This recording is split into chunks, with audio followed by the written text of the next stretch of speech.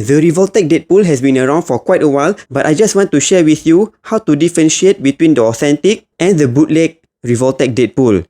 Just like the bootleg Revoltech Venom that I did comparison on in my other video, the printing of the artwork on the box of the bootleg is slightly blurry and not as sharp as the original. But if you see this figure online, it may be difficult for you to differentiate the box because it is difficult to check whether the printing on the box is blurry or not based on a picture of it. So the only obvious way that I managed to spot is this little brown dot over here. I don't know why, but on the original, it has that brown thing printed on the box. But for the bootleg, it doesn't. So if you were to see a box with this brown dot, then most likely it would be an original. First of all, just like the box of the bootleg Revoltech Venom, there is this glue marking at the plastic on the inner side of the box. For the original box, it doesn't have those circular glue marking on the inner side. For the figure stand, the bootleg also comes in 3 separate pieces on the plastic, but for the original, you can see that there is a hole over here which is nearer to this side of the plastic. Same goes for each of the section of the plastic. There. But for the bootleg, the hole is at the center of the plastic. There. And there. And one last thing about the stand is that the original has the word Kyoto printed on it. The bootleg doesn't have the word Kyoto printed.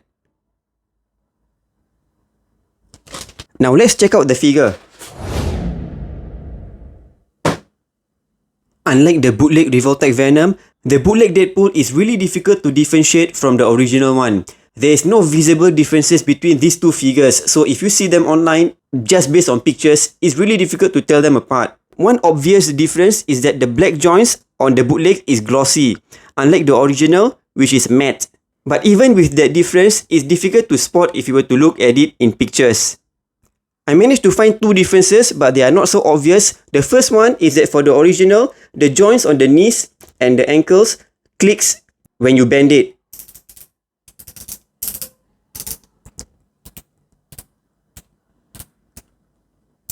You hear that? So that's the clicking sound on the original. For the elbow, it kind of clicks because I think there's a ratchet joint inside, but it doesn't make any sound. For the bootleg, there isn't any sound. Look at how smooth the knee joint goes. Same goes for the ankle. All of the joints doesn't make any sound. The second difference is the head. For the original, you see that the black part is flushed with the red part, which means it is flat and in line with the inner side of the head. But for the bootleg, you can see that the pegs of the eyes is protruding. So this is the other difference between the bootleg and the authentic. But the thing is, you can't see this in the pictures unless the seller actually shows the inside of the head. The accessories are all really similar in quality. It is difficult to tell them apart. The original is of course a bit better, but the bootleg one isn't really that bad either. The printing on the eyes, however, is definitely better on the original. Here is a quick comparison with the Marvel Legends Deadpool and the Retro Spider-Man. The Revoltech Deadpool does scale well with Marvel Legends.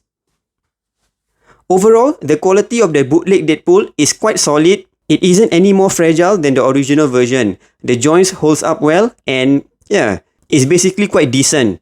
But of course, if you talk about the overall quality, definitely original is better. I hope this video helps. Thanks for watching. Do check out my Marvel Legends bootleg comparisons over here.